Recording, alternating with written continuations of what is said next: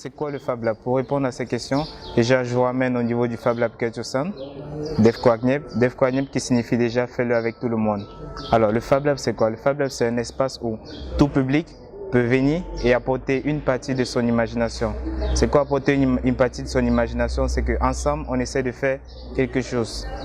Alors le Fab Lab c'est un espace où on accueille le public, on essaie d'accompagner leurs idées, quitter de la simple idée au prototypage à travers différentes machines. Fab Lab c'est un espace où on essaie de rendre vraiment les choses simples, on essaie de démystifier tout ce qui est technologie. Donc ces personnes qui accèdent au niveau du Fab Lab, ils comprennent que franchement la technologie est accessible à tout le monde.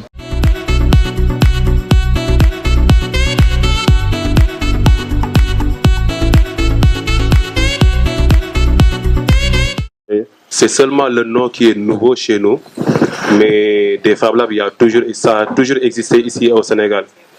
Parce qu'en fait, dans chaque coin des rues, tu vois quelqu'un dans soit son atelier, ou bien son garage, ou bien qui bidouille, qui bricole, qui fait à peu près du tout. Donc des choses qu'ils n'ont pas appris à l'école.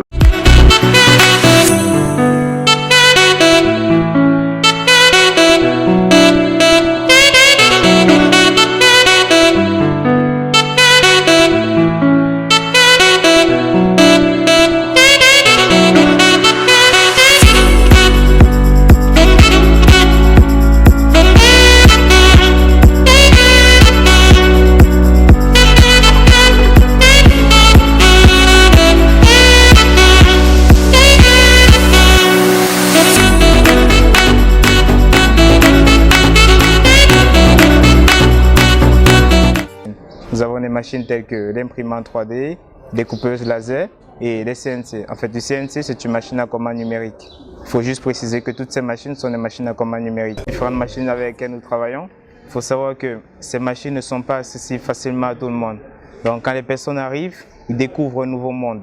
L'imprimante 3D, comment modéliser, ça déjà, c'est quelque chose que vous avez besoin forcément d'aller à l'école pour apprendre. Mais au niveau d'un Fab Lab, vous apprenez très facilement comment modéliser. Vous passez d'un simple artisan à un architecte high level, si je peux dire. Donc la question qu'on se pose, c'est de voir comment est-ce que le Fab Lab peut toucher différents domaines.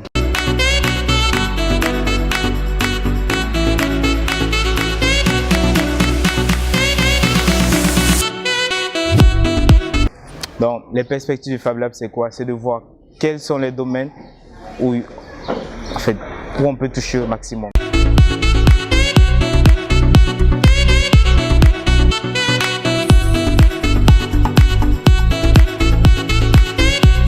Les ateliers Diri. Un Diri, c'est quoi un Diri? Un Diri, c'est un ordinateur, comme on a l'habitude de voir dans la boîte noire, mais cette fois-ci dans un simple bidon. Donc, question de démystifier un peu tout ce qui est technologie. C'est un échange que nous faisons avec les artisans et les bricoleurs qui sont là. Un échange qu'on fait avec des infographistes et des simples bidouilleurs en leur montrant comment ils peuvent utiliser, selon les machines que nous disposons, comment ils peuvent parvenir à fabriquer des signalités. Encore par là. Ça permet aux populations de manière générale de se retrouver facilement parce qu'on parle des signalétiques. Et qui parle des signalétiques parle, n'est-ce pas, d'orientation, d'information sur le lieu d'arrivée, n'est-ce pas, des populations. Récemment, nous avons fait différents ateliers en faisant intervenir des artisans du cuir, en faisant intervenir des architectes, même des chorégraphes, des danseurs. Nous avons un atelier danse interactif, donc l'idée c'est d'assembler un peu ce côté artistique, danse, avec le numérique. Man, I'm 3000, I'm 100. Yo, Missy talk big, I'm so glutton day. Bruce Lee on the beat, I don't compete with none of these geeks, I just rent like I'm cotton, yeah. Yeah, he got bands in the band, though. Miss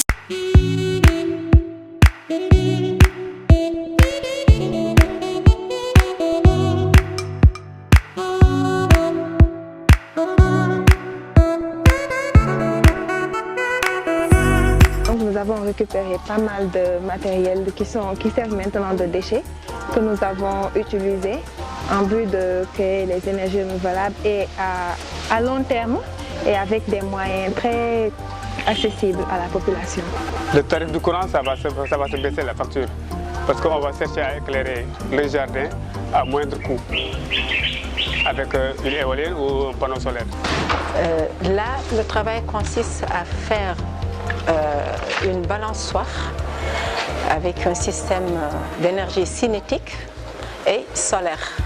Consiste à fabriquer une source à énergie éolienne à partir des matériaux récupérés ou localement trouvés.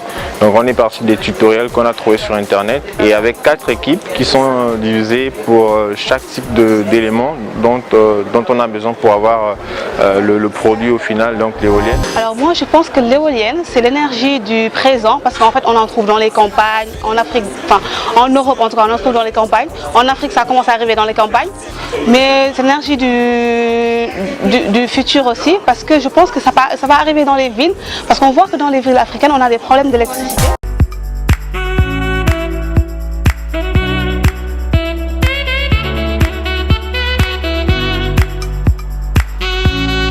Donc là, vous avez des personnes qui viennent, disons, sans bagage, je dirais pas bagage intellectuel, parce que leur simple imagination, c'est déjà quelque chose. Donc ils viennent déjà avec cette imagination, et une fois arrivés sur place, ils parviennent à acquérir de nombreuses compétences. Parce qu'il faut savoir que, ne serait-ce que pour commander une machine, il faut déjà savoir utiliser un ordinateur. Donc si on doit parler vraiment d'acquis, on peut dire, voilà, c'est comme une école où on apprend non seulement l'architecture, mais également on apprend à vivre en commun.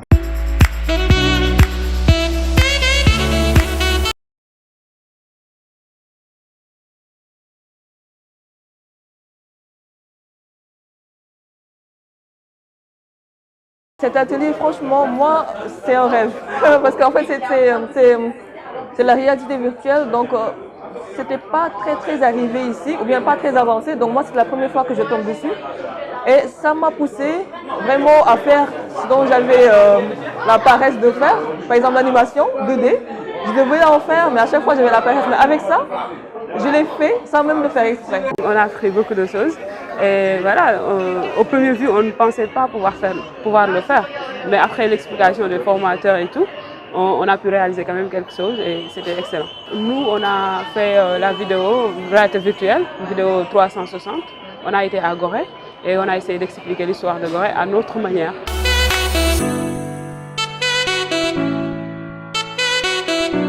Très souvent, on va dans des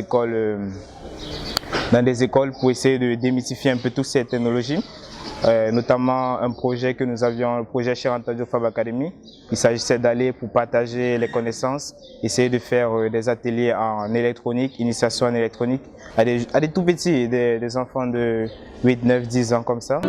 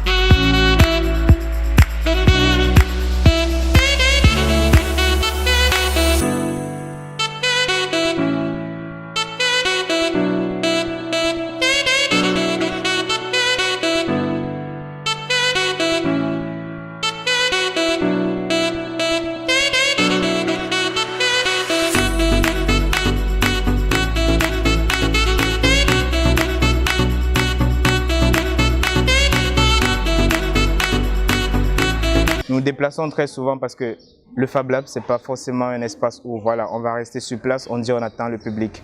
On essaie de nourrir également la créativité de ces personnes. On se déplace, on va de part et d'autre.